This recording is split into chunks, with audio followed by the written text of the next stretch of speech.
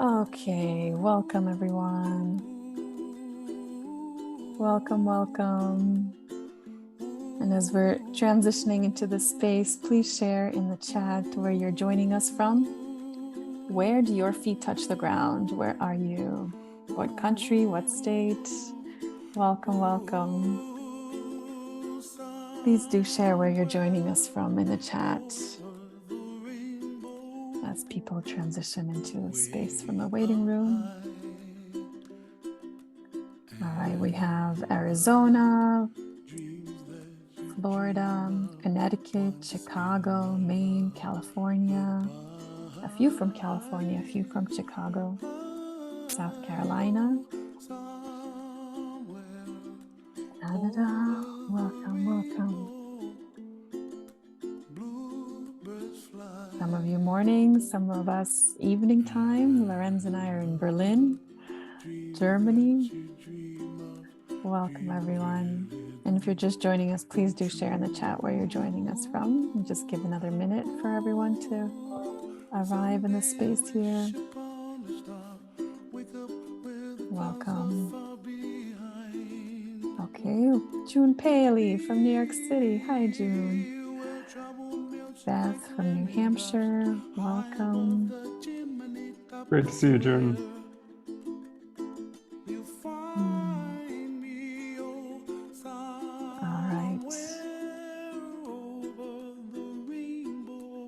Good, so we have a lot of people from the US, across the US. Welcome everyone.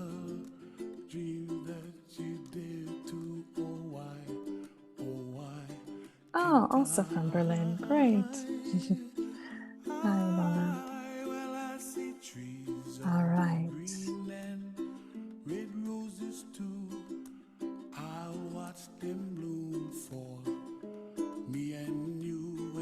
Amy from the UK. All right. What a wonderful world, right? So thank you all for joining us today from all places in the world and all corners of the world. Yeah, really nice to see you. Thank you for taking the time to be with us in this conversation. And if you're just joining us, please do say hello in the chat. It's really nice to connect to each other around the world like this. And a warm welcome to all of you joining us here for this Sutra Live conversation. We're happy to see all of you, some of you dear friends, some new faces here as well. And welcome to all of you. For those of you who don't know us, my name is Natasha and I'm here with my partner Lorenz. We're the co-founders of Sutra, which is a social learning platform designed around group experiences online. The heart of our work is about helping organizations, coaches, consultants, and creators offer courses and create communities that invite meaningful connection and conversations online. Our work with Sutra has supported organizations like the Harvard Program in Refugee Trauma, the World Health Organization, the Presencing Institute, Aleph Trust, the Pocket Project with Thomas Hubel, and hundreds of other programs and creators. And in addition to our platform and training programs, we love hosting conversations such as the one today with Stephen, who is such an inspiration to us. And thank you, Stephen, for being here for this. And this is a participatory podcast series exploring the power and possibility of relational work in the world. Our intention is to unpack the philosophy and practice of bringing people together in a heart-centered way that invite humanity, shared understanding, co-creation, and even societal transformation. This session is being recorded, and we'll share the recording afterwards. We'll also have some room at the end for questions and breakouts for you to connect with each other. So we're really looking forward to this conversation. Lorenz, I'm going to pass it over to you to start our time together. And welcome everyone once again. Yeah, thank you, Natasha. Welcome everybody and welcome Stephen. It's really great to have this time with you. And just a brief introduction for Stephen. So we're going to start with a few moments of stillness first, and then we'll go into our main conversations. But before we get into the stillness part, I just wanted to briefly introduce Stephen. I met Stephen a little less than a year ago when he approached us about using Sutra for his work. And since then, he's gone on to build one of the largest communities on Sutra and become a good friend in the process as well. But just as a little background, he's been incarcerated for the last 18 years and is one of the first people in the United States to pursue a PhD from within a maximum security prison. And he also serves on the board of the Maine State Prison Restorative Justice Steering Committee and has been involved in the Maine State Prison Hospice Council. And as I mentioned, he's built one of the largest communities on Sutra called the Awakening Exchange that serves people involved in criminal justice reform work all around the world. So really amazing story, amazing work. And I'm looking forward to exploring some of that journey with you today, Stephen. But yeah, maybe before we get started, just invite all of us to take a few moments of stillness to really land in the space. Invite you to take a deep breath.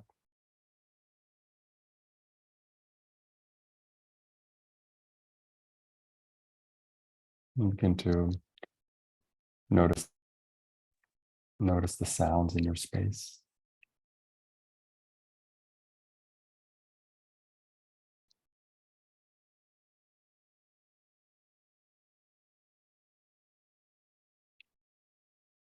Bringing your awareness a little closer, notice the sound of your breath.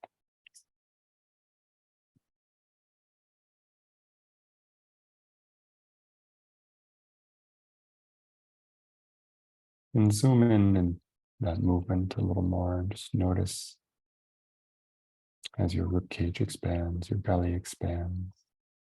Notice the texture of the air as it passes through your nostrils and your throat.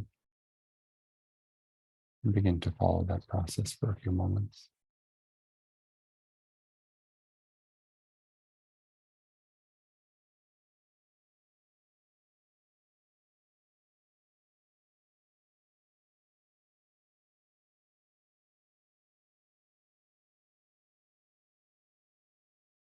And tuning into your chest region, see if you can notice your pulse, your heartbeat,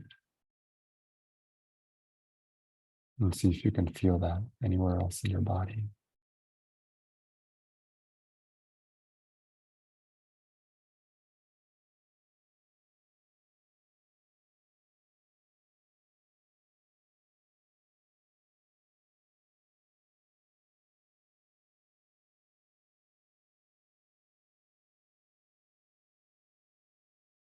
And bringing your awareness a little lower to where your body meets your chair. Just notice the weight of your body.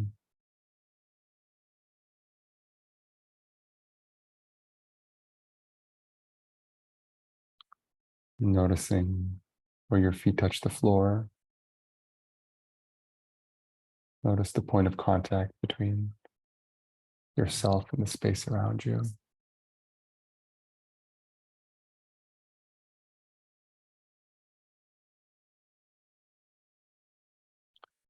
I invite you to bring your awareness internally and notice how you're showing up today, what's present for you emotionally or in your thoughts. And just taking a moment to really welcome anything that might be there for you.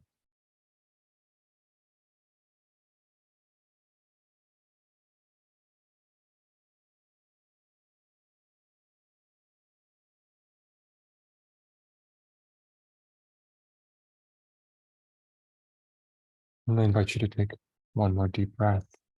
See if you can relax any part of your body that might be relaxed as you exhale.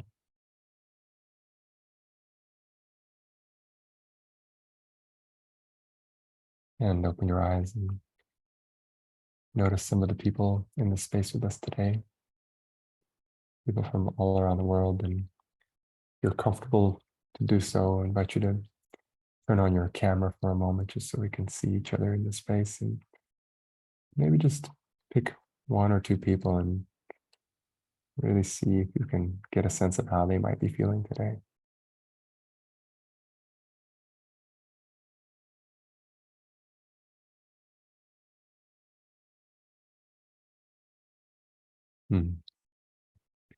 Yeah, thank you all. Thank you so much for joining us for this conversation, and welcome. Natasha, maybe you can pin us on the screen with Stephen first. Awesome.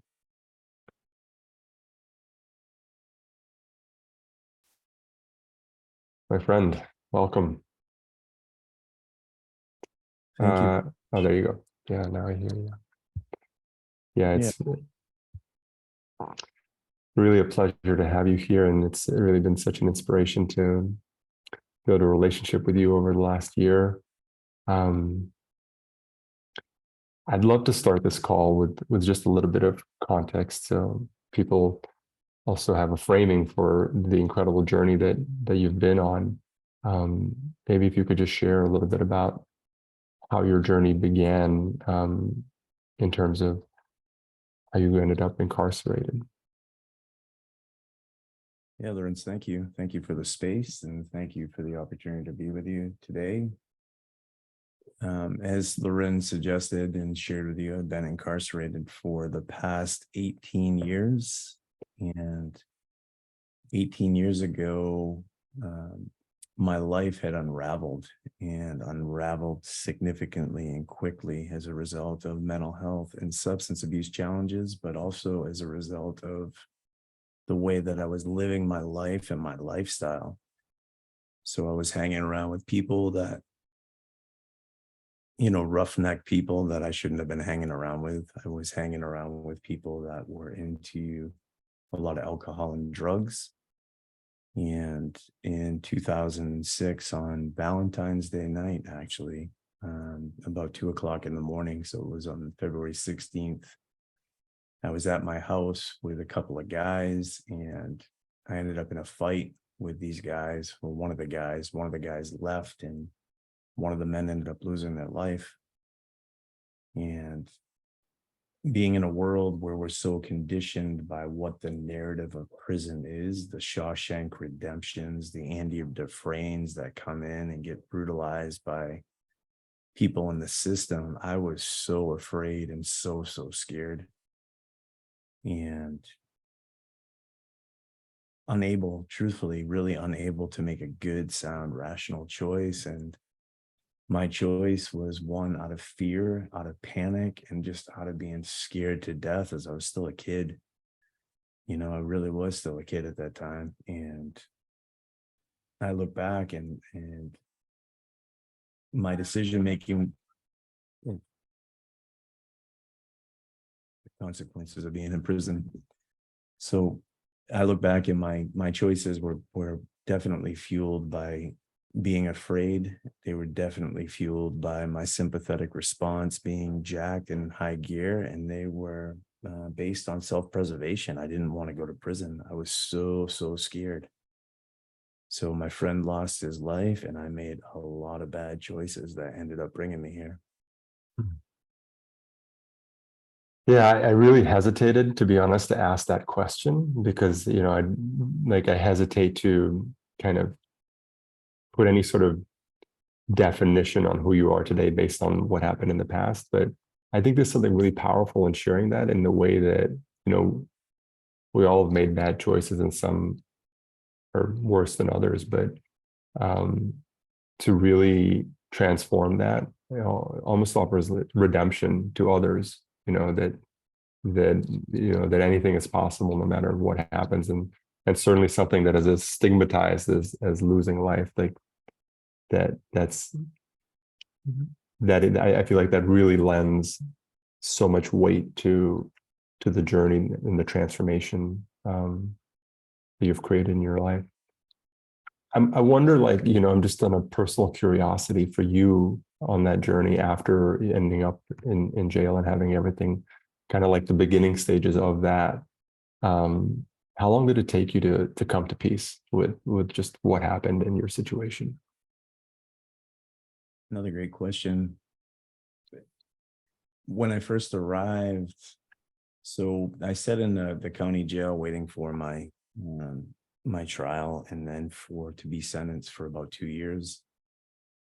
And in that period of time, my victim's mom started writing me, and she started writing me letters, and it was letters of encouragement. It wasn't letters of anger or letters of hate. It was letters of love. And that really, her forgiving me and her ability to see past essentially the lies that were being presented and see more of the factual what happened in the situation allowed me to forgive myself a little bit more. So when I arrived here in 2008, the reality is I knew I needed to take significant responsibility for the choices that brought me here. I knew I needed to understand the whys of my behavior. And I knew I needed to sincerely atone for the choices that put me here. I mean, my friend that I had been snowboarding with in places like Snowbird and out west, and I've been to Mexico with, and I've been to Vegas with, and I've been to a bunch of places with. My friend's life was gone. And, the only thing that I had left was the choices that I made that brought me here. And that's how everybody was viewing me and seeing me. And at that point in time, I knew to honor my friend and to honor myself and to honor my family and to honor his family, I needed to take ownership for those choices. So immediately getting to the prison, I remember I can still vividly remember this. I was in segregation unit. We sat there for 3 weeks and I was asking like, hey, what can I get involved in when I get out there? And then fortunately, when I got out in the population, you still sit in reception for a couple of weeks, which means you're in a room for 23 hours a day. They let you out for an hour, which is pretty intimidating because you're in a pod with a bunch of roughnecks that you've never met. And fortunately, I knew a guy that was here and he came over and, he brought me a bag of commissary and kind of gave me that sense of peace, not to worry, like everything was going to be okay. And I remember immediately he asked me if I wanted to get involved with the NAACP. And that was my first task within the first month of being here, signing up and becoming the secretary for the NAACP to start fighting segregation issues. And just so everyone knows, can you spell that out, NAACP? And No, I mean, not spell it out that way. What does it stand for? National Association of Colored Persons. Okay, yeah, thank you. Primarily, they work on issues in the United States that affect the disenfranchised and African-American population. And here we only had an African-American population when I first got here of like 15. It's since grown to about 200. But the issues, the racial issues, were pretty prominent within those 15 people that were here. I mean, staff was saying it was ridiculous. But the interesting thing with the NAACP in Maine is it wasn't just for colored persons. They were fighting for all marginalized people. And what really drew me in, and just seeing people in segregation and the way that they were treated. You'd have a guy locked in a cell, and I met people down there, had been down there for 3 or 4 years. And there's people that are locked in their cell for 23 to 24 hours a day, and the power and control that's held over them. If the wrong officer's working, they couldn't even get a roll of toilet paper. So I knew that something needed to be done immediately. Yeah. Wow. So you kind of just transitioned straight into this like soft activist role. Exactly. And at the same time, I knew I needed to address my substance abuse. I'd been using and drinking on the streets for a period of like 6 or 7 years. And I really knew that those were things that I needed to work on. And immediately I had reached out to the substance abuse department here. And ironically, I get back in the mail. I'll never, ever forget this. This was a game changer for me. So I finally find enough humility to reach out for help. I finally find enough after a lot of prayer and meditation. And I reach out and they send me back a small piece of paper. And it says, when you have 2 years or less left on your sentence, please reapply. That seems not very promising. Right. Think about that for a minute. So I'm sentenced to a 43-year prison sentence. I finally find enough humility in my life to reach out for help. And I get a little paper back that says, when you get down to your last 2 years, reach out and then we'll help you. So what were you applying for exactly? was applying to reach out and get some help through substance abuse. Wow. And that was the response, huh? That's wild. Was the response, but I think synchronicities work out, Lorenz, and I think source energy is always looking out for us. That same day I went over to a friend's cell, and in the corner of his cell he had textbooks, and the first textbook was substance abuse counseling. Second textbook was mental health and it was a mental health and human services book. And I asked him, what are you doing with these? What are these all about? He said, I'm in the college program. And that blew my mind that the prison had a college program. So immediately I started applying for the college program. This was probably a month and a half of being here. Wow. And that was a undergraduate or a graduate program? That was a undergraduate program at the time. That was for an actual associate's degree. Yeah. And just to complete the loop on my curiosity, because you came into prison with a substance abuse history, is substance abuse a thing in prison? Like, can you get access to substances if you want them? Yeah, substance abuse is definitely a thing. Is When I that got like, here. So that's available. I mean, I'm just so naive, right? I'm like, it's a prison. How on earth do you get substances? But Well, the ironic thing is, there's probably a little bit of marijuana and stuff that comes in, but the majority of stuff it comes right from the prison itself. The Medline, where I got here, they were prescribing Oxycontins if you sprained your ankle. got it. Okay. Yeah. Thanks for, there's so many dimensions of this conversation that I feel like it's also like you pretty much live in a different universe, that is so foreign to a lot of people except through movies and, stuff like that. So yeah, thank you for enlightening me. So, was there a particular moment for you that was like a transformation in terms of, I don't know what you might call an awakening, or at least an introduction to mindfulness practice? Or was there a particular moment in your time in prison that you attribute to a significant transformation, or has it been more gradual over the time that you've been in prison? I think both. Well, I think there's two situations that really stand out in my brain. And one of them is my victim's mom came here to visit me for the first time. Were you close with her before? Because you said he was a close friend. Did you know her before? I had known her. I had known her in like passing a couple times. And, I never like sitting down and had dinner with her or anything, but she knew who I was. I knew who she was, that kind of thing. And what was intriguing is she came up to the visit, she came to the main state prison on her own fruition for a visit. And I think that was one of the big game changers. She sat across from me at the visiting table, and she asked to hold my hands, and she held my hands, and she looked me in the eyes, and she told me that she loved me, and she told me that she forgave me for what happened, and she understood. And for me, it was just one of those moments where I had a true, sincere breakdown,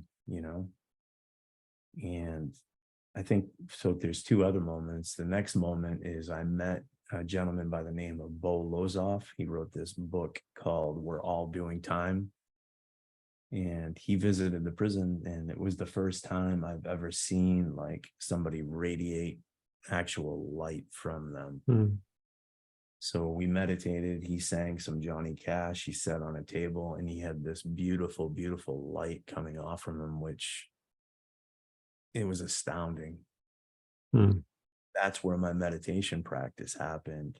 And then I would say the third really big and true awakening is I was serving in hospice, taking care of a man dying from AIDS, and a man that was very close to me, over caring for him for about a year. And when he passed, that situation, it did something. It affected my heart deeply. And the only way I can describe that is like for years, I had built up almost a leather sheath up around my heart to protect it. And something happened where that completely just dissolved. And you want to talk about bawling your eyes out in tears and just every emotion that I could possibly feel, it went through me. And I actually felt him as he left and he took his journey. I felt his energy and his love and his spirit pass through me. And that was the game. Like for me, that was the big time game changer for sure. Wow. How was that process of unsheathing your heart? Like, how does that work? Or how, like, that's a process that's happening in the context of a prison, which is not necessarily, I'm imagining, the most heart-friendly environment. Like, how has that journey of opening your heart been in that kind of environment? That's a really beautiful question. And I would say the journey started with this beautiful, beautiful woman by the name of Candace Powell. And Candace brought the hospice program into the prison because men were dying in the prison infirmary with no love and no support. You think of prisoners, we're forgotten. People forget about us. We are some of the most marginalized people in the world. We are out of sight. We are out of mind. The disempowerment, the lack of love, the abuse that goes on, it's out of sight and it's out of mind. People have no idea what a lot of folks in prison are going through, the way that we're treated. And I would say when Candace came into the prison and meeting her and getting involved with the hospice program, it was a slow unfolding. And to be in a room of men, I think there was up to 20 men at one point in time. The group was a little bit closer, but we started talking about vulnerable issues. We started talking about adverse childhood experiences. We started talking about emotional intelligence. We started talking about personhood. And just these conversations that it's exactly what we do in our groups. It's almost these framed appreciative inquiry questions that she would provide space for us to be the narrator of our own ship and the director of our own ship. She wasn't telling us what to do. She was just offering us that space to heal. And I think because of that space, it was a gradual process of peeling the layers off the onion, peeling the layers off the onion. And then it all built until when Michael passed. And yeah, it was just a true, for me, just a true opening of love. I've never felt that kind of love in my life. It was just the purest, deepest, most vulnerable, most honest love that anybody could actually and ever feel. And caring for somebody when they're at, I think it must be that feeling or similar. I can't compare, but I would say when a woman births a child, that just absolute love that's between a mother and child. I think when somebody's at end of life and when you're caring for them, there's that same kind of bond, that same kind of connection, that same kind of care. Mm-hmm. Because they're at their most vulnerable state, just like at birth, somebody at the end of life, at death, is at their most vulnerable state. And to be there, to be honored enough to be there and care for that person, what a privilege and what a beautiful, beautiful gift. Also, like, weaves this connection to me to what you shared about your victim's mother coming to you in one of your most vulnerable states and just offering you that love. And what a way to discover love.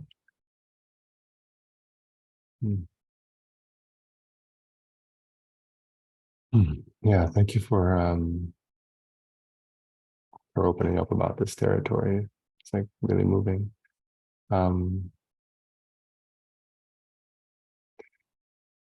What does resilience mean to you? Great question. In the prison setting, well, resilience looks like this. I've been told no probably a million times. I've been told no, I can't get my education. I've been told no, I can't go into the education department. I've been told no, I can't get substance abuse treatment. I've been told no, I can't. And to be in a place that's so disempowering, prison's not set up where it allows somebody to feel, they don't want you to feel like you have any power whatsoever. They want you to feel dehumanized. They want you to feel less than. They want you to feel that you are the worst choice you ever made. And for me, resilience is seeing past those things. It's seeing past the no's. It's keeping my eye on the prize, and it's believing with my full heart and soul that I can transform, that I can understand myself better, that I can be and re-enter society as a man that is healed, that is closer to source energy, and that has something to offer the world. And I'm not that worst choice that I made in 2006. I'm way beyond that. That was a learning and growth opportunity for me.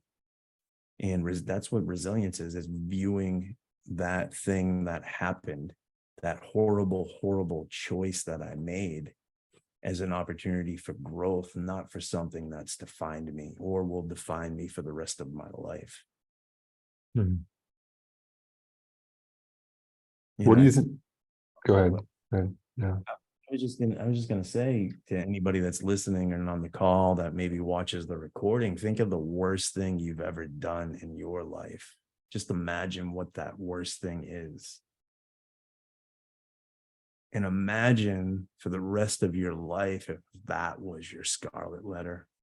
And imagine if you had to carry that around with you everywhere you went. And I would say we're all resilient because we all get past that. Nobody wants to be judged by that worst thing. Nobody. And I think we all get on these paths and these tracks where we realize that that choice that we made was not a good choice. It was horrible. We affected people. We affected ourselves. We put out a frequency that wasn't healthy. In fact, that frequency or that energy we put out was quite contrary to being anything that was positive or anything that was love. But we learned from that because of the way that it made other people feel and the way that it makes us feel. So resiliency for me is really having those moments or having that moment and growing past that moment. And then sharing with other people that they too can accomplish that. Mm-hmm. Makes me think of humility as well, because we all have, I think almost every human being has done things in their lives that they're not proud of or that have negatively affected or hurt other people. And really being in touch with that, owning that, taking responsibility for it. I feel like it can't help but give you humility if you really recognize your own, your own behavior and how you've grown up. You have a lot more tolerance for other people, and if you don't really come in touch with that, then maybe you're a lot more judgmental of other people. Mm-hmm. Yeah, you're absolutely right. I think resiliency too. I grew up in an era of watching like Clint Eastwood and watching like Chuck Norris and like be a man, grow up, don't cry, don't show emotions, don't show feelings, and hanging out with a bunch of roughneck kids that pretty much we all grew up the same. Like we didn't have our fathers there for us. We didn't have positive pro-social role models in our lives. So we found like family and we found community in each other and understanding each other and knowing that we had each been through that kind of experience. It wasn't something we spoke about, but how we expressed our emotions wasn't through tears or sharing. Mm-hmm. How we expressed our emotions was like, put them up. Mm-hmm. What an unhealthy way to grow up, but that was the only way that we knew how. So I think another part of resilience for me is learning that that's not the right way. That's not the solution. I was never taught the right way because I never had the correct modeling in my life. And the correct way is to come back from that and to be and spread love. That's what true resilience is. It's learning from our past mistakes, learning from the way that we grew up, and then seeing it wasn't the right way and sharing and spreading with people what is the right way and doing that through our actions. What do you think could have been in place for you as a, as a younger person that could have given you better social support? I mean, given, let's just say, like, given your dad wasn't a good model and your family was the way it was, given all those things being exactly the same, what could have been in place, like structurally, that could have made a difference for you?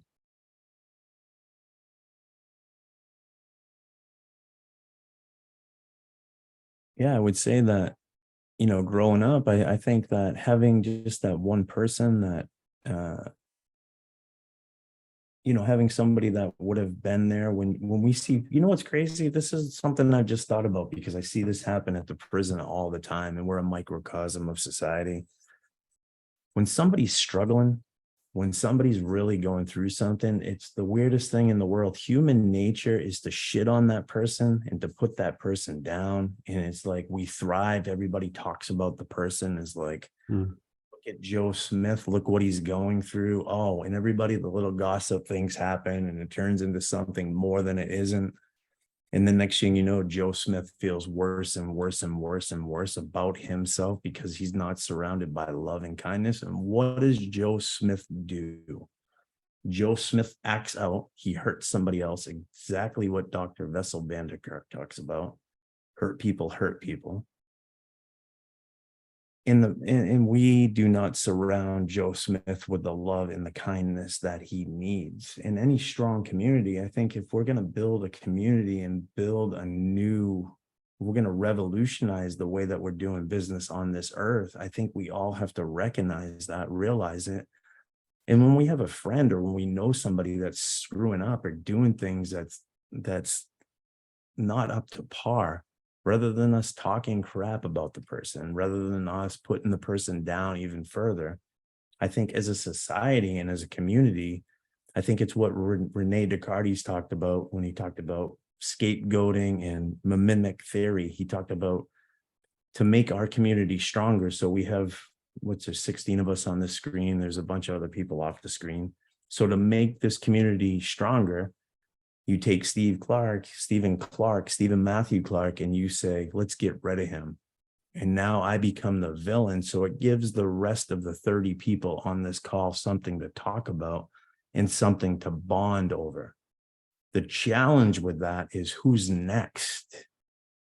Who do we do that to next? And then who's left? So that's what we've done historically to people. We oust people from our communities. We talk poorly about people. We make people feel less than, because when you do that, it affects somebody's self-esteem. It brings somebody all the way back down to their physiological needs. But we lose our safety needs because we have safety in our communities. We lose our social needs because we have communication in our communities. We lose our esteem, and then we don't self-actualize. We're way back in the beginning.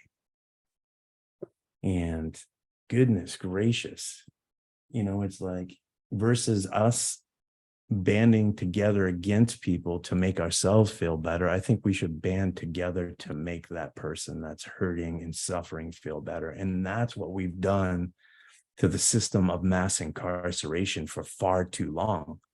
These people, the folks that I'm surrounded by in prison, are forgotten about. They don't get letters from people. They're not loved. They're not cared about. They don't have the support that they need to be successful. And it affects me deeply. Like, I think of the gift that I have to be on this call with all of you today. A lot of people don't have that gift. A lot of people are fighting. They spend hundreds of dollars on phone calls. The phone system here used to be $1 a minute. So a 15-minute phone call, would be like it would be like $6 for a $15 call. So not quite a buck a minute, like $1.50 a connection fee. So people don't have the money for that. But what we've done to people in prisons historically and traditionally is we've ousted them. Oh, that guy did that. Rather than looking at the why of behaviors, there's always a why to behavior. Well, if a guy was selling drugs, he probably needed to feed his family. If somebody got in a situation where somebody passed away, there might have been more to the situation than everybody knows about. And that's what I really wish. And that's what I'm trying to explore with this PhD degree, Lorenz, is I'm trying to explore ways we can use technology to build social, human, and financial capital with people that are incarcerated and bring us back and reconnect us back with the world again. Because we've been so marginalized and so disenfranchised. And then you want us to come home. Who do you want living beside you? The guy that's been ousted, that feels like crap, that doesn't feel like he's connected, that feels hurt and harmed? Or do you want the person that feels loved and that's actually healed? And the majority of people in prison are coming home. They're not going to stay here forever. So we need love. We need healing. We need support. We need opportunities. We need ways that we can be resilient in our life. Yeah, that's what I love about the work that you're doing, and maybe just the paintable context around that. Like, how did this opportunity for you begin? Like online access, getting a PhD degree, like being able to have Zoom calls, like that seems like super uncommon for a person in the prison system. So maybe share a few details about how that's opened up for you. I'm going to make this simple for everybody. Read Bruce Lipton's Biology. Game changer for me. There was Say that again. You cut out a little bit. Bruce Lipton's Biology of Belief, right? Yeah, read Bruce Lipton's Biology of Belief. Reading that book was an absolute game changer for me. When I went through my associate's degree, and then I went through my bachelor's degree, I went back and earned a second bachelor's because the master's degree that I looked at was in social work. It was through a main system. There was nothing opened outside of the main system. And after I read Biology of Belief, I kept manifesting, like I held in my consciousness and held in my mind that we could make something happen and make something possible. And my dear, dear friend, Brandon Brown, he paved the way. He met with the commissioner, he met with the associate commissioner, and then he went to school for his master's degree in conflict analysis and resolution. And with that, I started believing, I said, I'm going to go to school, and my intention and ambition was for social work in the beginning, and reading Biology of Belief, and then reading some of Dr. Ellen Langer's work on mindfulness and becoming an artist. Then falling into Joe Dispenza, reading some of Joe's work, and then falling into Martin Seligman's work. I'm like, why would I ever want to go for social work? And why would I ever want to put a label on anybody? I love this concept of positive psychology, and I love this concept of a strength-based perspective. Why wouldn't I want to go to school and help people empower themselves? And just holding and manifesting that belief that it was going to happen, it opened up. And the commissioner, I got to just say this, I want to just take a moment to honor and acknowledge our commissioner here at the Maine Department of Corrections, Commissioner Randy Liberty. If it was not for our commissioner here at the Maine Department of Corrections and the way that his heart is and the belief he has in people redeeming themselves, I would not be where I'm at today. And it's because of him and the doors that he opens up. I met with him. I remember this before my master's degree started. I met with him and told him my plan. He said, "You have my full support." I started my master's degree and then came up with the concept of the Awakening, a prisoner peer-to-peer coaching program.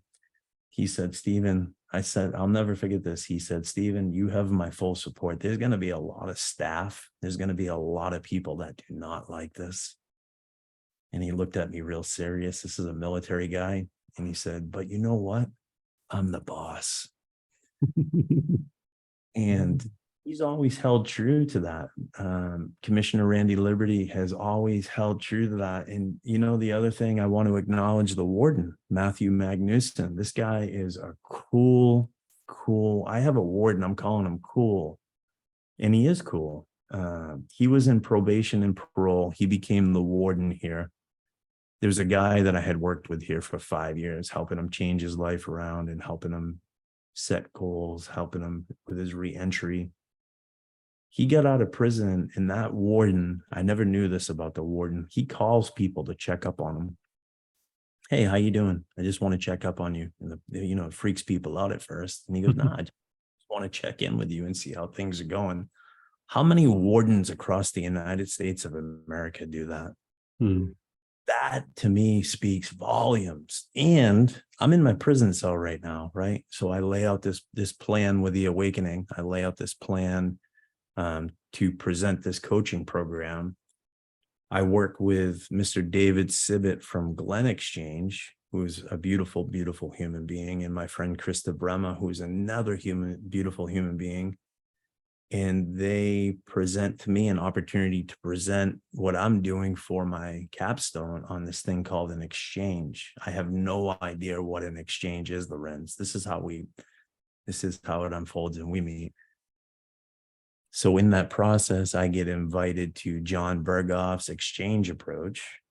I think it's part of David Sibbett's exchange because I'm invited through a monk that I know named Shinzen Young, who runs an organization called Unified Mindfulness. And lo and behold, I go through that exchange approach. I said, oh my gosh, this is going to revolutionize the system of mass incarceration.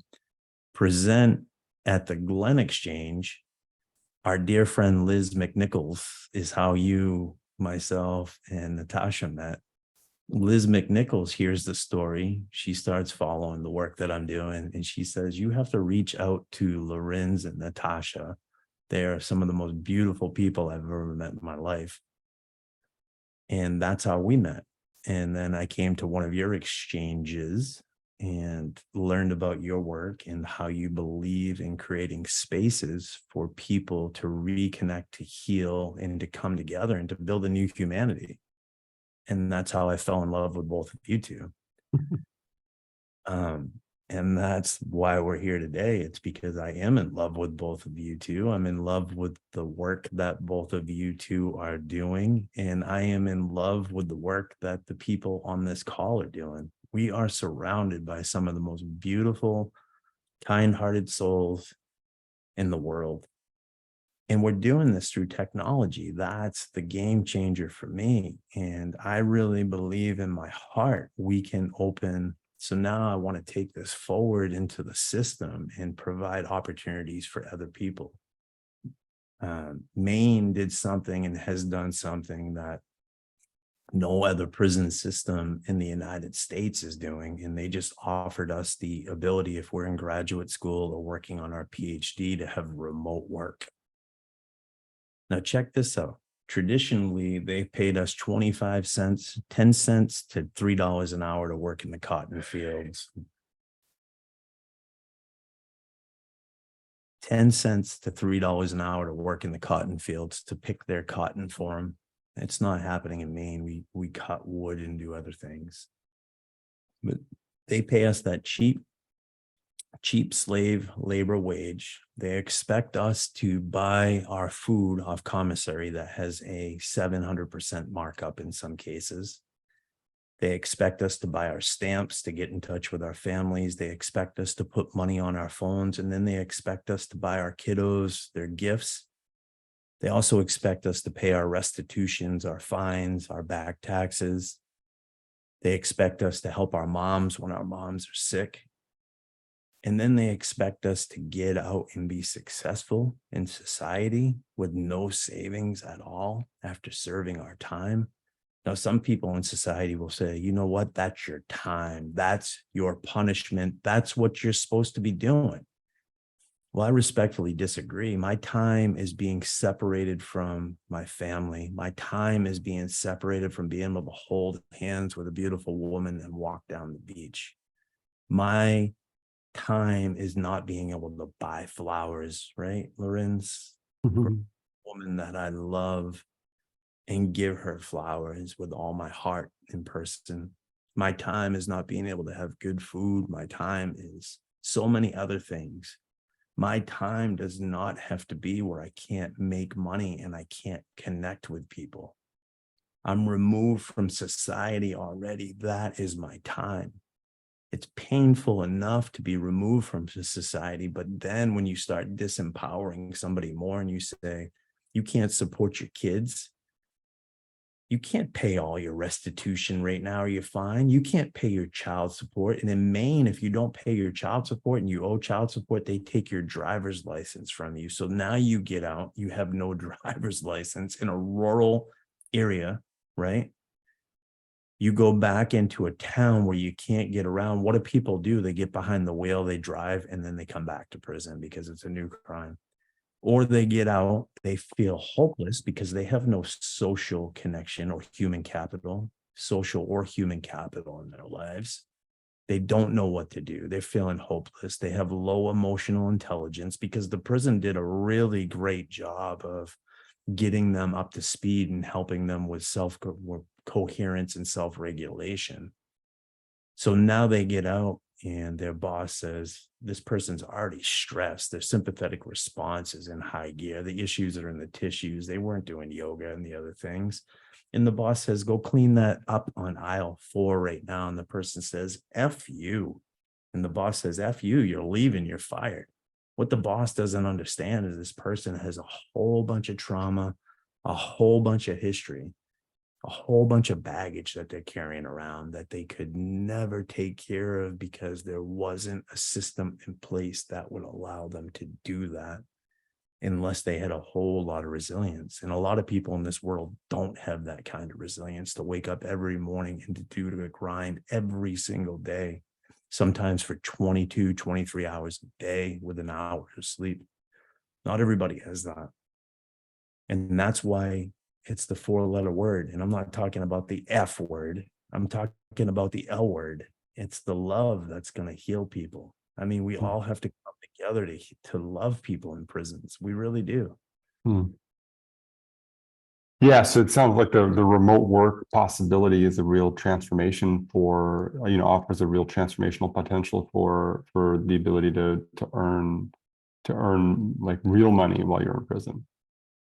And that's what we're trying to do with the awakening. I've been grinding every single day for the past year to really try to turn this thing into a nonprofit organization where we can pay incarcerated residents, where we can pay the people that have been supporting us in the agency, that we can give back the love, but also, in an essence, we can take a few of us and utilize us to show society what is possible. And you're absolutely right. We have to revolutionize this system, not by fighting the system. I don't want to fight anybody anymore, Lorenz. I told you about growing up. I don't want to do that. What I want to do is I want to be the opposite of, like we've learned, reactivity. I want to be creativity with love weaved right into that and create a whole new system. No need to fight the old system. Let that place. We're going to create such a new system that we're going to show that old system doesn't work anymore. And I believe in my heart of hearts, that's what we're doing here in Maine. That's what Commissioner Randy Liberty, that's what Warden Magnuson, that's what several people that live within the system are doing. Not everybody that works in the system sees it. You still have people that believe in the old punishment model. They could care less if we even got out of ourselves. But there are some people that do have a lot of love, compassion, and care. And because of that, I really believe in my heart of hearts, we're going to be able to create that new system. So tell us a few words about what exactly you're building on Sutra, what this Awakening Exchange thing is. Well, first off, Lorenz, I love you both, and thank you very much for. We love you, man. Thank you for creating such a beautiful, beautiful space where people can connect and people can come together. So I started working with Lorenzo, like you said, maybe about close to a year ago, and I got on the Sutra space. I had no idea what I was doing, and Lorenzo just said, "Be patient. You can get in, play around, see what it is. Let me know if you need help." And that's what he's done. He's been nothing but a true support network, love, and support to me. So what we're doing in the Sutra space is our ambition and our goal is to build resources for people across the United States and then eventually abroad for when they're in prison and leaving prison, everything from ways to write a prisoner, all the way to podcasts that talk about criminal justice and prison reform, all the way to success stories, the people that have been out and released that are actually successful in society, to a state resource folder that it has things like homes that a person can move into when they're released. It has places like food shelters that they can get some food, clothes, legal resources that they can tap into, utilize educational resources, vocational training, support such as transportation, a needs and ask folder where people can put out ask and needs from each other at no cost or price. And in addition, a section soon, I'm working with this organization called Reentry United, where every incarcerated resident that spent time in prison, they would be able to put their business up. So if I left prison and I wanted to choose to go do business with somebody that has their own business that was in prison, I'd be afforded that opportunity by knowing who that person is. In this space, just like many nonprofits, has anybody on the screen run a nonprofit or been involved with nonprofits before? Few hands come up. A few hands, yeah. It's a pretty freaking brutal space. Like people are like, it's crazy. It's like wild seagulls. You know, everybody's going after the grant dollars and they're forgetting about the next person. They're like, that's my French fry. And the truth and the reality is we're supposed to be doing this together and spreading love together. So that's what I am really trying to do is I'm just trying to build a space that gives French fries to everybody. It's like, hey, don't worry about French fry. There's plenty of them right here. And that's ultimately the hope and goal. In the tagline of the awakening is transforming from the inside out. And what I've learned in meditation in my yoga practice is, and my dear friend Marnie Task would love this, and this is the reality, is we have to dive within.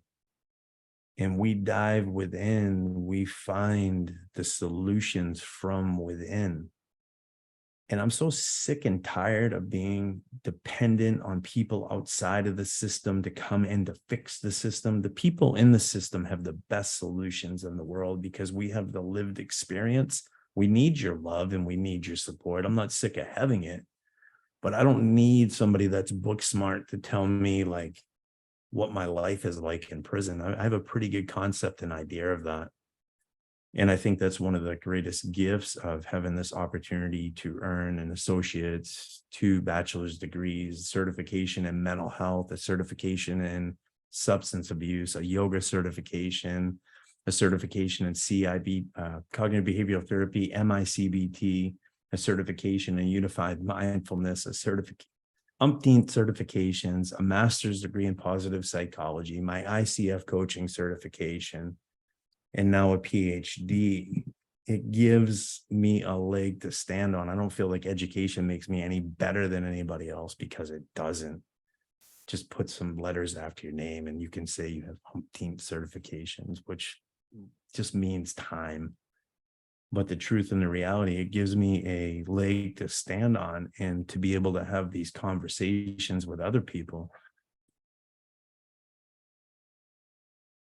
And it gives an opportunity for me to make those changes from the inside out. And I just want to say to everybody on the call, thank you for your love and thank you for your support. When you think that the littlest act of kindness doesn't matter, please remember that it does. If you don't know somebody in prison, I would definitely encourage you to try to meet somebody or find somebody in prison and have a conversation with them. Because I'll tell you what, we're not too far away from who you are. It just, many times it feels like we're forgotten. It feels like, it feels like, have you ever been to a kennel where you walk into the kennel, like and the little puppies are in there and they're looking, and they're looking at with those eyes, they have a consciousness, and they're aware of you because they're really putting on the act. They're like, take me home, please, please take me home. And you can't, when you walk into one of those kennels, unless you're a sociopath or unless you're just like an angry, crazy freaking person or under the influence of something, you can't help but look at those dogs or those cats and be like, oh my God, I want to take you all home. And I submit to you, prisoners are really the same way. There's so many people in here that have been through so much trauma in their lives, and they had poor self-regulation. They reacted. They made one poor choice that put them here. And all they're looking for and all they need in their life is love.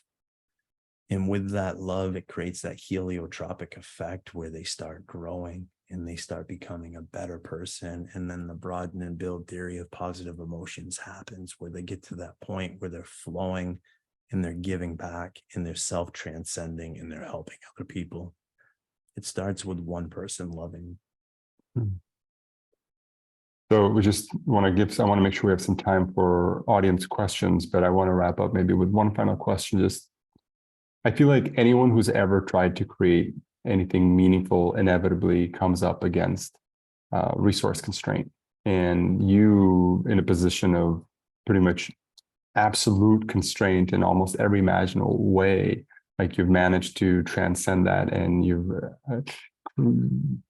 earned umpteenth degrees, and you're building this community, and you're in touch with all these incredible people around the world, like Bruce Lipton and John Berghoff, and all these people doing amazing work. What's like, if you had to pick one or two character traits that have really enabled you to find resourcefulness and somehow find a way to make all that happen, what would it be? Persistency, belief in oneself, reading the biology of belief. Persistency, and I just want to tie it back, just persistency and belief in oneself. If I believe in what I am doing, and I know what I am doing is weaved in with love. Love. I think love is number one. Anything that you're doing in this world, if you bring love into it, people can see that, they can feel it, they're going to vibe with it, and they're going to want to be on board with it. And unfortunately, I'm at a place where the awakening, like I'm working on getting it to a nonprofit organization, and then money becomes involved, and it becomes like, excuse me again, shitty, because people are like, oh my God, there's money. But the truth and the reality is money has to come into things to help people. Sometimes we want to give out 50 scholarships at $2,500 a piece to help people that want to go for their post-secondary education. We want to have because people have to work too. They can't. So we want to have an organization in place. But when you do something with love, to circle back to what you were asking, Lorenz, if you bring love into it with persistency and a belief in yourself, and you stay the course and stay resilient, source energy is so good, and beautiful things will open up and align for you. And you know what? If they don't at the time, it's not meant to be right there. If people aren't supporting you, or people don't love you, or they don't see your vision, that's okay too. Where somebody doesn't, somebody else will. Just stay your course. And sometimes it takes a little bit longer. Sometimes it takes a little bit shorter. Either way, if you're doing it for the right reasons and you're doing it to better humanity, just like what Sutra is, it's gonna happen. It's gonna grow. It's gonna build. And amazing freaking things are gonna happen. There's an old quote that says, everything is possible. And I really believe in that quote. Everything is possible, but with a caveat, with love. You got to have love. And I'm not trying to sound like the Beatles, I'm not trying to sound like some old freaking hippy dippy, but in an essence, I really am, because the truth is all you need is love. That's a great note to end on. And Stephen, you're such an inspiration. I really appreciate you sharing your story with so much heart and vulnerability and honesty, and just the integrity of your journey. I really acknowledge that. Let's make some time for audience questions, and we're gonna go out in breakouts just for an opportunity to connect with each other a little bit. Notice what's percolating for you. You'll have how much time, Natasha? 5-6 minutes?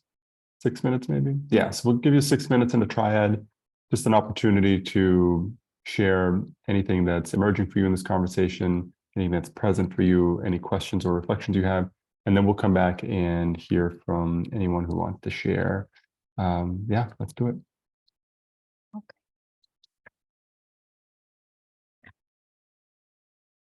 Here we go. Welcome back. All right. Welcome back, everybody. And we would love to hear from a few people. If you would like to share, please just click on the reactions button and raise your hand. And hello, welcome. Hello. Hello, Stephen. So nice to see you, listen to you. I just want to, I mean, most of us admire the work that you're doing, but just pause this moment for that. And what you're doing is transformative for justice system, transformative for the world, but also transformative for gender equality. You being a man, talking about love, care, compassion, it's amazing. I mean, this is my cause. And each time you stand up, you're standing for my cause also. And I mean, I'm seeing Lorenz here. It's just like how the world is going to change. I mean, just not so easy, but maybe easy and not so easy answer is like, how do we embody that we're against the things that we're against? So embodying love, seeing men embody love, for me, is just hope. It's the future. It's the present now. So happy to see you each time. And I have a question for you, because I'm also system change agent. I would love to call myself that. And then where you're standing, you're living in the system and you're working for system change. Where do you see the leverage points? Like, it's so complex, right? But then where do you see the potential for change in the system that you're in? Thank you. And it's so good to see you. And I see a few other people that I know on this call. It's so good to see you all. Thank you for being here, Marnie, Raja, Michelle, many others. Thank you. I think the leverage point really is, it's in leadership.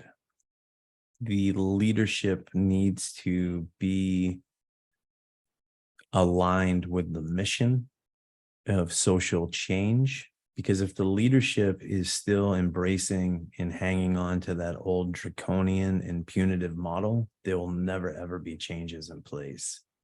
So we need to make sure that the mission of the work that we're doing is aligned with the mission of the leadership that is in place. So with the right leadership, I think we leverage a lot of different things. And great question. Thank you very, very much. And thank you for the work that you're doing. You are an amazing human being, Hill. Thank you. And her name, so everybody knows, means moon. Beautiful. Thank you for the question, Hilal. And Laura? Oh, thank you. And I just want to acknowledge the leadership in my breakout group and how beautiful it was. And I was invited to actually share, and just the fact that I have been inspired in the past, my work has been inspired in the past because of, partly because of incarceration in my family, in both past generations and current generations. So, and it was shared that it might be helpful to know just a little more often how many of us are touched by incarceration. And so that said, and thanks to that leadership, it also prompted me to go ahead and while I'm here to ask another question that I might not have come to ask if I weren't already sharing. And what I'm wondering about is if in the process you're in with your organization, if you've had any thoughts about designing more of a membership cooperative as a business model instead of as a nonprofit route. So. Yeah, thank you for that question. That's a really great question. And we have considered that. And I've brought that forward to people that represent our organization, that have been part of our organization for a long period of time. And what I'm finding is, for at least this point in time, the notion of charging people and the notion of, so I just want to share this with everybody real quick. Let me just drop an anchor right there, because great question. About 2 years ago, I saw this video. It's called Shrimp on a Treadmill. Look it up. It sounds crazy, but it's a true, real thing. Lorenz, you could probably do a whole talk on shrimp on a treadmill. So there's a shrimp. It looks like a prehistoric shrimp, something you'd probably pay $17 a piece for at a fancy restaurant, because this is a big shrimp. And this sucker is running on a treadmill to Rocky's Eye of a Tiger. True story. The idea behind Shrimp on the Treadmill is they gave $2 million, the United States government, $2 million in funding to find out how fast that shrimp could run on a treadmill. Point being is the Department of Justice last year alone put forth $94 million into reentry and into helping develop solutions for the system of mass incarceration. And they give that money to organizations. Many of them are doing really good things with it. Many of them are not. So point being is, I would much rather the United States government that's giving this money out, and they're giving this money in grants and giving this money in ways to help solve these issues. People that have left the system of mass incarceration are disenfranchised. People that 2.3 million people affected by the system of mass incarceration, many of those people, a high percentage, come from a low socioeconomic background, and they don't have a lot of money. So for me personally, I'd rather get a grant through the government or through even the United Nations or somewhere else to be able to help pay for this stuff, and allow the folks that are part of our organization to join for free, to be able to have because I think one thing is that's the challenge in the world. We're trying to charge for resources. And I think one thing that we should all have access to are free resources to help us and support us. But I have considered that question. That's something that we could talk about on if you send me a email or send me a link, and we could talk about that. But thank you for the question. Shrimp on the Treadmill, true thing. Look it up. I'm going to check this out. Raja, great to see you here. Good to see you. Sorry, today I'm without the camera. So my question to Stephen is, Stephen, what kind of person were you before the sentencing, and what kind of person are you now? What has changed, and what have you retained? It's a beautiful question, Raja, and thank you for being my dear friend. So I think before my incarceration, I was just a lost soul. I didn't have a lot of direction in my life. I knew and I know that I've always had a good heart, and I've always cared about people. I just really never knew how to do that. I never really knew how to bring that forward. And I think one of the things, my own suffering and the suffering that I've been through, has given me the ability to pull my head out of my butt I had my head so far up my butt that I was looking up my own eyeballs in the past. That's the truth. And I think what incarceration has done, it's given me that chance to pull my head out of my butt and to be able to see other people. And now, so what kind of person am I now? I'm a person that I think I still suffer from some of the same things that I did in the past, meaning ego. However, at the same time, I think that today where I'm at in my life, like I can see people. Like I'd probably drive by the homeless shelter when I was out there and not even recognize it or pay attention to it. But now I see it. If I walked by somebody on the sidewalk with a sign, I wouldn't see him. Now I would see him. And now I think I'm a person that my mind, my heart, and my spirit are open. And now I'm a person that operates from my heart versus just my ego all the time. Is ego still involved? Heck yeah, it really, really is. It's something I work on every single day. But now, Raja, that's a great question. I operate more from my heart and more from a place of compassion and loving kindness than a place of greed and just envy and anger. And do those things come up? Heck yeah, I'm not on any pedestal above anybody. But at least I'm aware of those things and I'm working on them. So more aware as well, I would say. And thank you. And more love, more loving. I can actually be on this call and say, Raja, I love you, brother. I love you too, my friend. But I know that maybe Hilal would not be very happy with my next question. Just a follow-up question. I'll not take too long. Stephen, in the beginning of this conversation today, you mentioned that as an inmate, you're missing the time which you would have spent walking on the beach with the woman you love, buying her roses, etc., which is very romantic, which I think most women appreciate. Do you think you would have really done that if you were in the world which we are in? I ask you this question because Hilal brought a very interesting topic about men and masculinity and feeling and love, which is also an open topic. It's a ever changing, ever unanswerable topic in the world we see. But do you think if you would not have done what you have done and you had life like others do you think you would have really been that kind of person that take her to the beach and buy her roses? So are we talking without incarceration or are we talking? Without incarceration, if this incident wouldn't have happened? Hey, listen, I had my moments of romance when I was out there before I came in. I still loved, I did. I love people. I did a lot of things for my mom. I would make sure I'd always go over to my mom's for Sunday night dinner. The partners that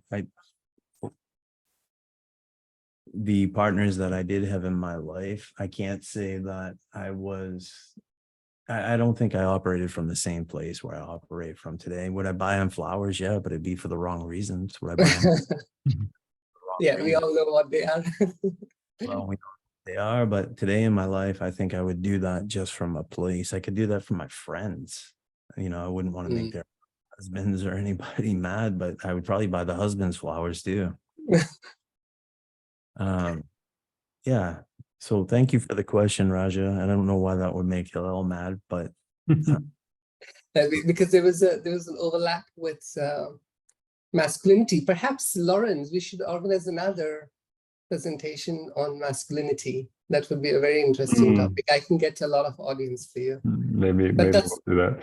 I mean, when you shared your story about where you were at in 2005 and 6, I totally resonate because honestly, as a human being, like I may have not made choices that bad, but I was in a similar place and just in a very different mindset, like very different priorities in a human being. Like who I am today, the seeds of that person were there for sure. I always had a heart and I always kind of felt things for other people. But yeah, the person I am today is very different from the person I was at in 2006. So I when you shared that, like the energetic space you were in around that time, I totally I can like feel it as as a dimension of kind of like the kind of things I was into at that around that time too, in a way.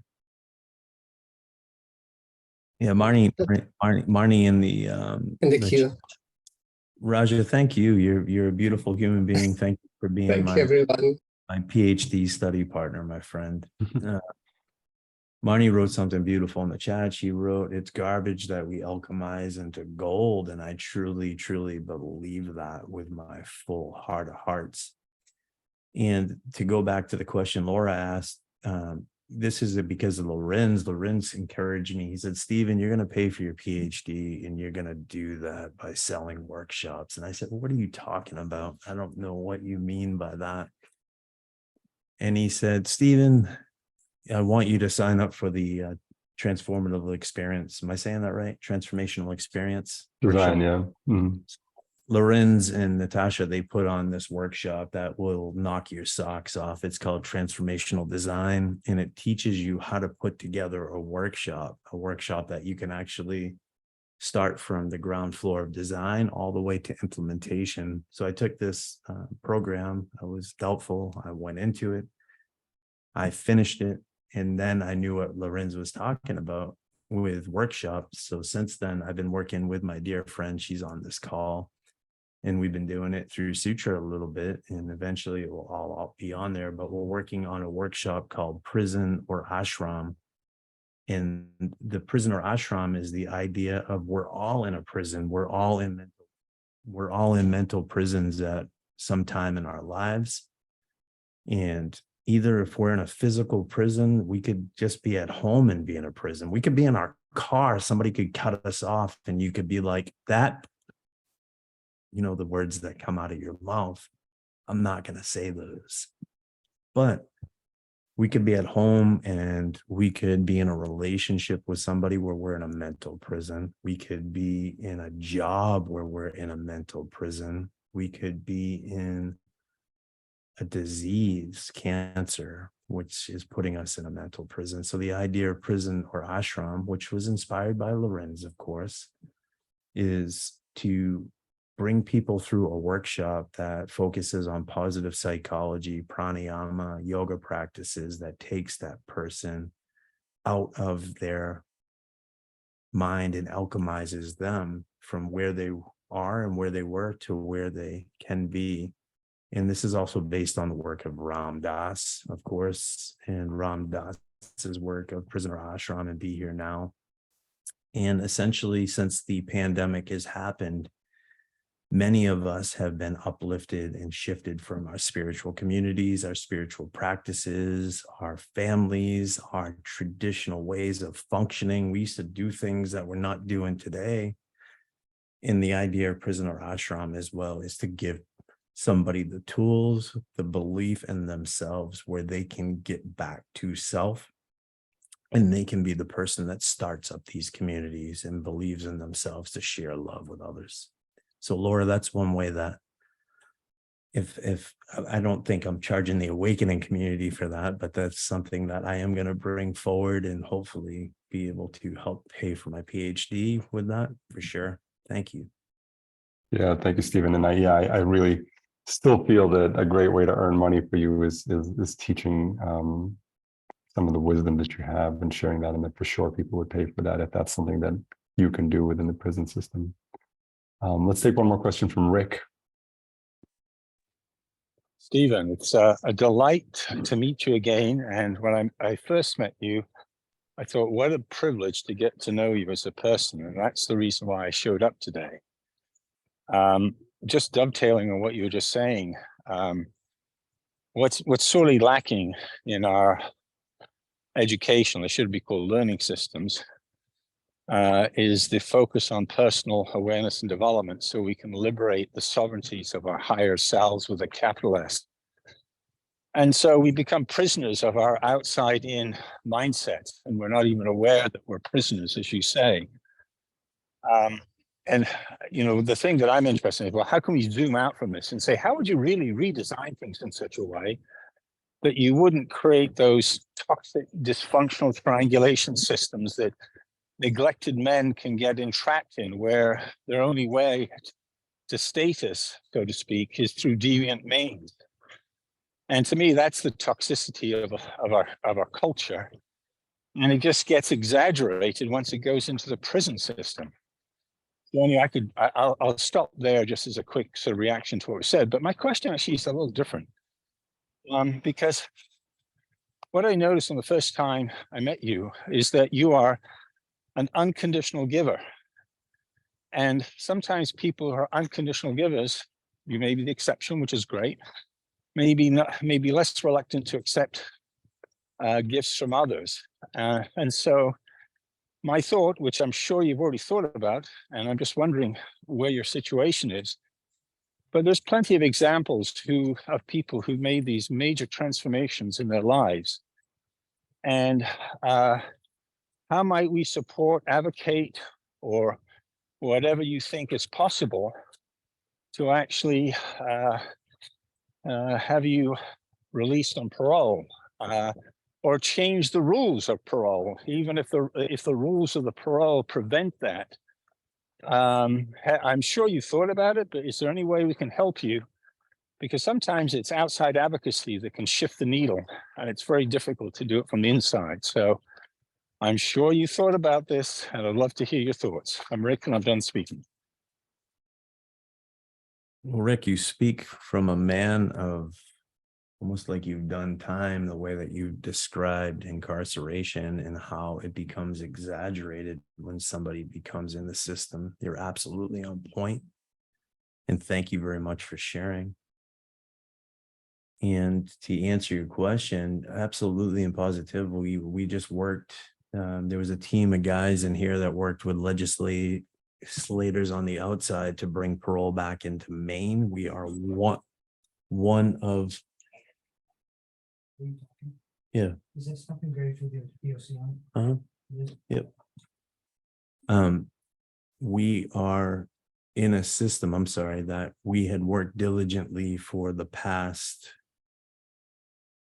several years to bring parole back in, because Maine is one of the 11 states that does not have parole, and we are rated F- for sentencing.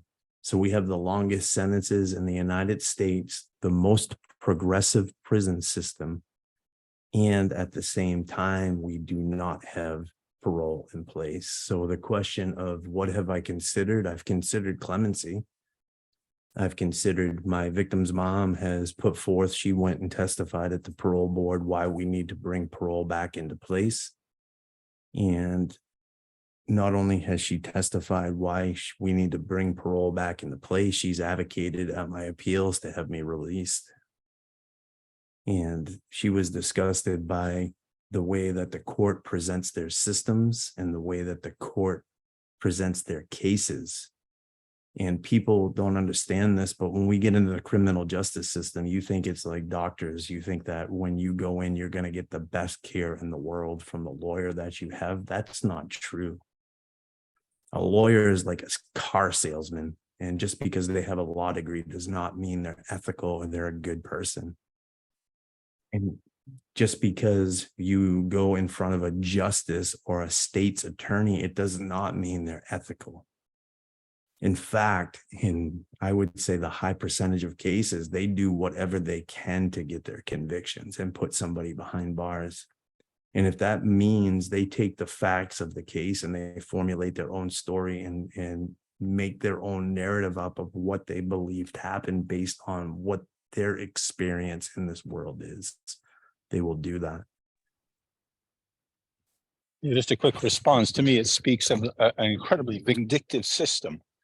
And while it may not be possible at the state level, is there any leverage at the federal level to put influence on the 11 outliers to bring back parole? Because sometimes the state system change may have to come from outside of the state, and I don't know what influence the federal government might be able to have on that in terms of humane treatment of prisoners. So, any thoughts on that one? Excellent. Unfortunately, there's a separation between state and federal powers. So even with the president's blessing, I think the president could put pressure on the the governor in the state. And I think that might help influence her, but that ultimate decision still has to come from the state. A federal case is different than a state's case, and a state's case is different than a federal case, meaning jurisdiction. They don't have jurisdiction over one another. So yeah, I realize that, but there may be other indirect ways of influencing states that are outliers to comply by using means other than what we're describing. of course, So, yeah. Rick, you're absolutely right with what's going on in Maine right now. Maine has no jurisdiction over California, but because of what's happening and what's going on in the state of Maine at this point in time, other states are actually opening up and creating opportunities for their residents. So I truly believe in my heart and hearts, if the right person is involved and the right people are involved and enough people are in the governor's ear, there can be changes that happen. But the guy that I told you about in the beginning, Brandon Brown, he was at a pre-release center. He was accepted into George Mason University's PhD program. And he applied from the pre-release center, which is just a couple of years from being out. His victim came forward. So the judge, they presented his victim. He got in a fight. The victim got shot. And they presented the victim as being paralyzed. The victim wasn't paralyzed. He came forward and said, hey, I don't want this guy to do any more time in prison. You know, I contributed to this fight that went on. I want him to be released. In the face, and Brandon had, he had pretty high status people. He had a lot of professors. He had a lot of really stellar people in the community come forward. And despite all those cries of help, the governor in our state would not budge. She kept him in prison. And to me, that just speaks to just the governor's experience. I'm not going to judge her. She used to be a prosecutor in the state, so she's probably seen things and experienced things that we have no idea what she's seen or experienced. Maybe she's had trauma in her own life, hurt people. But I think the more we can bring this stuff to light, exactly what you're saying, Rick, I think the more, that's what consciousness is. Consciousness is just awareness. So if we boil consciousness down to true awareness, how do we make people more aware of people are redeemable, they're better than the worst choice? And the more people that come into this collective space of what is possible, the more people that believe this is possible, that's when we're going to make the changes. So you're absolutely and positively onto something. Heck, everybody on this call the governor's office and tell them to release me tomorrow. I love it. I appreciate it. If they release me, it will be good. Come to Maine and visit. Holy Moses. We'll hold hands and walk on the beach. I'll buy you some flowers. No, I'll buy you flowers, Stephen. Thanks for the question, Rick. Stephen, yeah, such a privilege to have this conversation with you. Thank you for sharing your wisdom. Any final words you want to share? Yeah, I just want to say to each and every person that took the time to be on this call or listen to the replay of this call, thank you very, very much from the bottom of my heart. We are all better than the worst choice we've ever made in our lives. And with love, we can all heal. Heck, if you don't believe me, I'm studying heart math right now. I just had a meeting with Roland McGrady, and I think that's where I'm heading with my PhD, looking how we can bring heart math into spaces to really coordinate the mind with the heart. If you don't think you and we operate from our heart, it's like fall in love and just you'd be buying flowers every day. It's like, hey, baby, I love you. And I love you every day. And I really believe if we start operating from our hearts and we start connecting our minds with our hearts more, we can create a whole lot more healing on this earth, and we can become more coherent together, not just as an individual or somebody that's been ousted, but as a collective consciousness. And that's what we have to move back into to truly heal this earth that we have damaged so much. And the earth, just remember, the earth is really the heartbeat of everything. And the way that we treat each other, it's no surprise the way we treat the earth. And we really need to collectively come back together with these visions of healing, with these visions of uplifting people. And please, like I had suggested earlier, if you don't know somebody in prison, go meet somebody, write somebody a letter, look somebody up in your state. You may know somebody, you may have a friend that knows somebody in prison. Get to know that person, see what their prison conditions are like, learn about that person's story. You might find that that person is just another version of you in a different body, in a different lifetime. And you might realize you have a whole lot more in common than you ever imagined. So with that, I just want to end with saying, I love you. Thank you. Forgive me for the reasons why I am here. I am sorry. And I appreciate each and every person on this call. Thank you. Thank you, Stephen. Thank you so much, Stephen. Really, you've inspired me tremendously through this conversation and just through your presence and your being. And I'm really, really grateful. I think what you've given me, I'll speak for myself, what you've given me today is better than any flowers I can receive. So I'm really, really, truly grateful. And maybe just as the last checkout before you leave this call, for all of you who are still here, maybe just share a few words in the chat, what's present for you as you're leaving today, a word or two.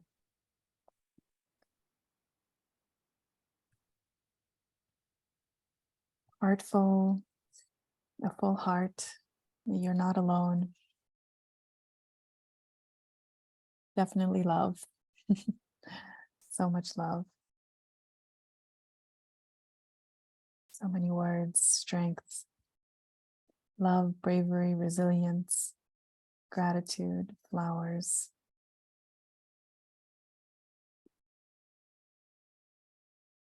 Yeah.